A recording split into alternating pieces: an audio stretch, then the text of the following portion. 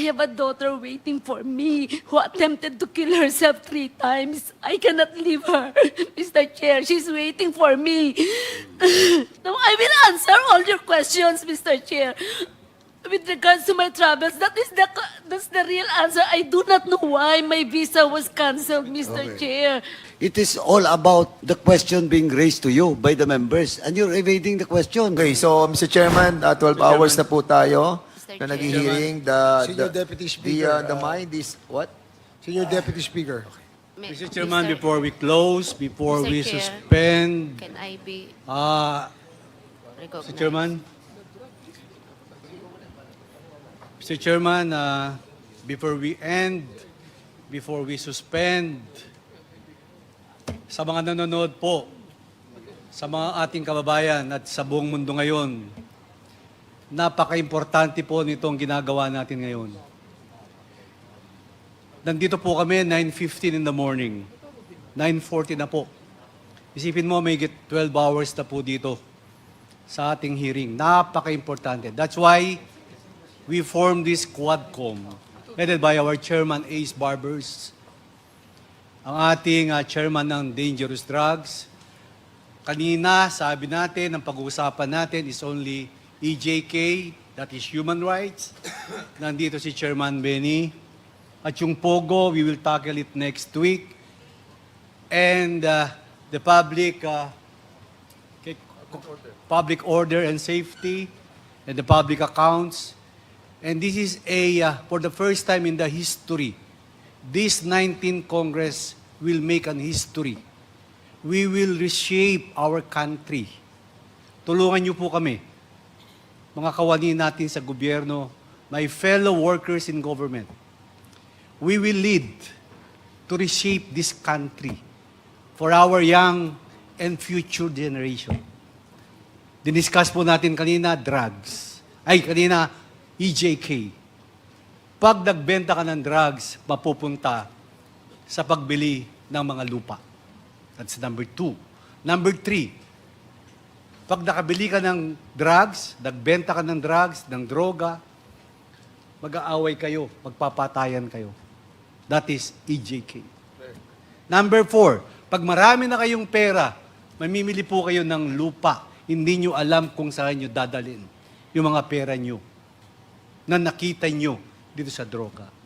In summation of all of this is the Quadcom. So, Father, ano pa si Father? Si Bishop, andito pa.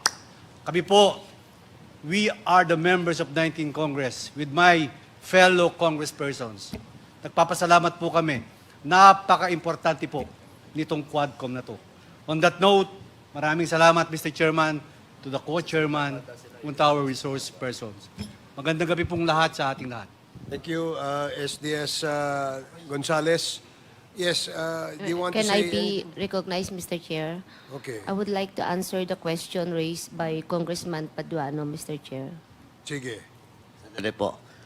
Which question? Ang daming question nun. Ang daming question kasi ng mga congressman kanina. It is only my question. Ngayon, pag Ms. Garma, you can file a motion, but you have to stay here muna. You can file a motion. Kasi tatagal tayo dito. Believe you me. Kasi kanina tinanong na kita, yung states mo pa lang na-travel, mali-mali yung sinagot mo sa akin. No, Mali. I will give Mr. you, Chair, in the next hearing, Mr. Chairman, in the next hearing, tatanungin kita ulit kung sasabihin mo ng totoo. Mr. Chair, I'm telling the truth, Mr. Chair, in my mother's grave. Yung travel ko sa state, sinabi ko na po ang totoo. I don't even know the answer why my visa was invalidated by... Hindi lang yung visa, Ms. Garma, alam mo kung bakit ka pinigil. No, Alam. Mr. Chair, I do not know, Mr. Anyway, Chair. Mr. Chairman, if I ask her... Mr. Chair, if you, I will be proven, Point of order, Mr. Wait, Chair. wait, wait. na Point I'm of order. lying. 1 minute suspension.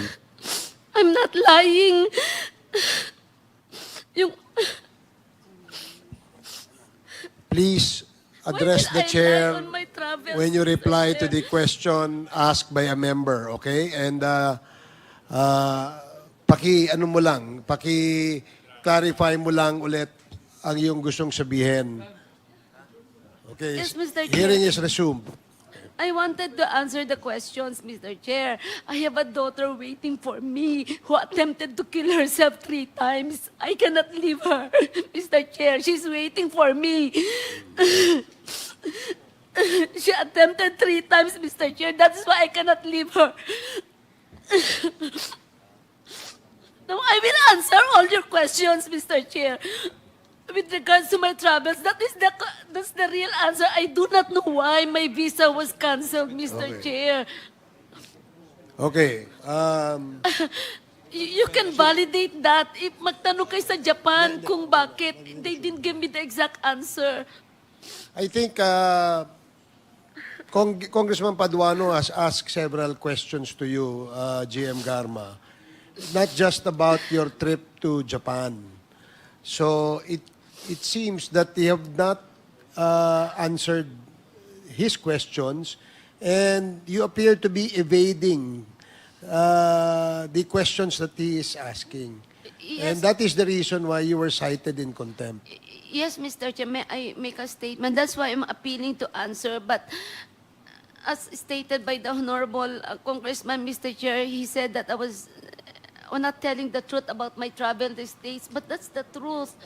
If that is the only reason, isa lang yan, ano pa yung other questions that I will answer? But with regards to my travel sa States, last travel, yun po ang totoong nangyari sa amin ng anak ko sa Japan. I do not know why my visa was invalidated according to that lady in Japan. Mr. Chairman, to be clear, he was not contented because of that question of mine, because of the travel. And in fact, hindi ko na nga pinurso kasi it is all about the question being raised to you by the members. And you're evading the question. It is not all about your travel in the US. Eh, hindi pa nga ako tapos doon eh. Sa totoo lang po,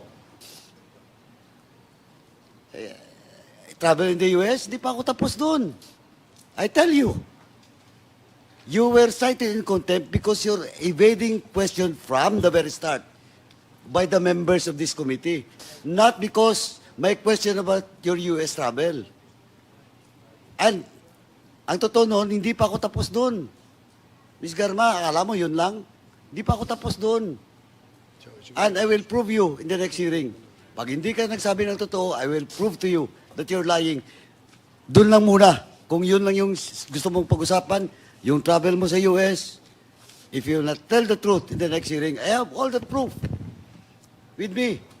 Hiningaan lang kita kanina, hindi mo maibigay. With the, Kung online ngayon, dapat may record ka eh. Diba? Mr. Chair? Mr. Chairman, okay, Congressman ako first. Sige. I think the resource person does not have any recourse with us anymore, simply because we have decided, if you look around, we do not have any quorum already to decide whether we would withdraw the contempt order or not.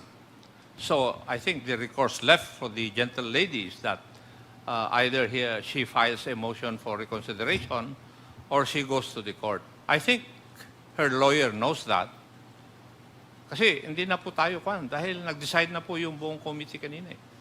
Thank you, Mr. Chair. Thank you, Congressman. And with Ako. the, Yes, that is true, that we have already decided, and if you want to question the decision of the committee, you can either question this before a court or file a motion for recon before the Quadcom. And we will certainly entertain the motion.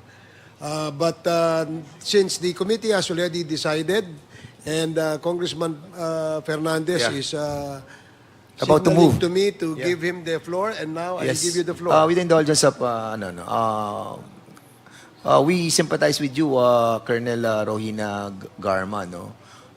But of course, we have already decided, and the proper recourse is to apply for a motion for reconsideration. And with in relation to your daughter na sinasabi mo po, can you kindly give us a no, I mean the certificate, no? Kasi we really don't know, no? The yeah. we will be asking the sergeant at arms to fetch yung anak niya para to be with her. Para at least ay makita natin yung kalagayan ng kanyang anak. So with that, Mr. Chairman, I think it is just right for us to bring the child in here para makasama po ni Colonel Garma, yung kanya po anak. Yun lang po, Mr. Chairman. And I move to suspend this Quadcom hearing till the next hearing will be scheduled. There is a Yes, motion Quadcom. to suspend, duly seconded. Hearing no objection, this committee hearing is suspended.